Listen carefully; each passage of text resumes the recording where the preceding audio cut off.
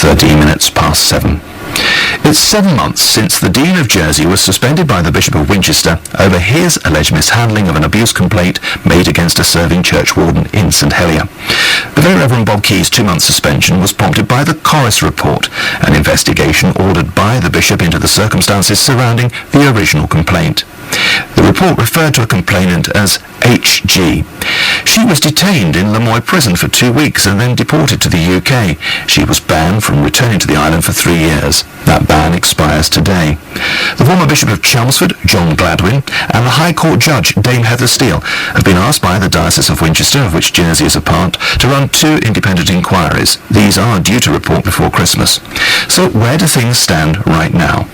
Bruce Willing is a former church warden and a lay member of the Church of England. Mr. Willing is with me in the studio this morning. Mr. Willing, are you happy with the way in which this inquiry is being handled? I think if we're going to have an inquiry, we have to be patient. I'm not really happy that we're having an inquiry at all, but we are where we are. How do you feel the Dean has been treated in this?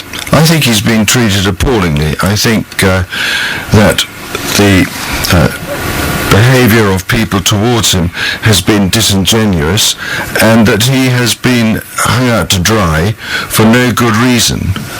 And it's very unfortunate that he finds himself in the position where he is today, because I think people need to understand what the Dean is, and he is effectively a suffragan bishop. Now, that other people might not like that is neither here nor there. That is what he is, and he works within a law that is unique to Jersey. Jan Corris was hugely critical of the Dean's actions in her report, which actually prompted his suspension by the Bishop of Winchester. Was her report inaccurate? Was the Bishop heavy-handed? The answer to both is yes. I've done a detailed examination of Corris and indeed submitted it to Dame Heather Steele, and it is factually inaccurate. It's not written by one individual, it's written by at least 2. The recommendations in it are biased, unfair, and actually are in some cases completely wrong. Were you concerned that H.G. herself did not contribute to the Corris report directly? Absolutely. I mean, if you're going to have a report about a subject, it's quite a good idea as the author of the report to talk to that subject. But H.G. is a separate issue to what we're talking about today. And incidentally, I just would make the point that she wasn't deported. H.G., the only person who could deport someone is the Lieutenant Governor. H.G. agreed, through her advocate, to leave the island for 3 years and not to return, having breached an anti-harassment order. Do you think that was a little heavy-handed? What, to make her leave?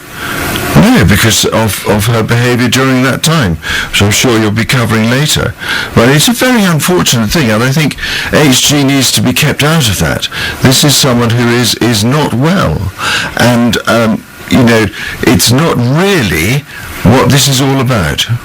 Well, surely it is all about H.G., isn't it? It's all about an alleged abuse that has taken place, as she believes, and that the Dean did not take her allegations seriously enough and act upon them. No, the Dean absolutely did take her allegations seriously, but H.G. never made a formal complaint to the Dean, who has to operate within the Jersey Ecclesiastical Court, of which he is president.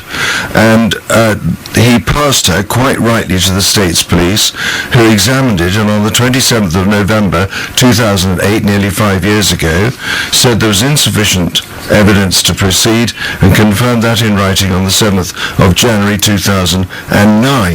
That is where we are, but let's put this very unfortunate woman to one side, because she needs help, and that's not within the church's gift to give it to her.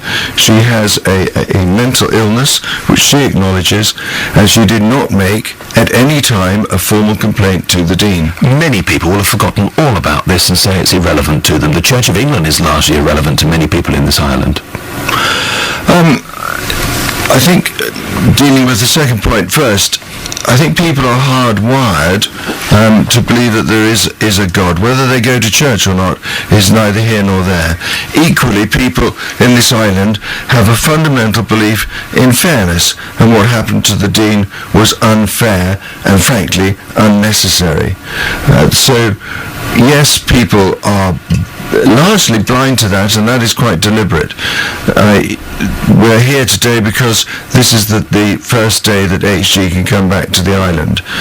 But we're dealing with a crisis within the Church of England that is entirely generated through Winchester, and we need to deal with that crisis in as adult and mature a way as we can, and that doesn't mean to say that we go out and talk to everyone who goes to church. Bruce Willing, thank you very much indeed for your time this morning. We did invite the Bishop of Winchester, the Right Reverend Tim Dakin, to join us on the programme this morning, but he declined, stressing he didn't want to preempt the outcome of the 2 inquiries that he has commissioned.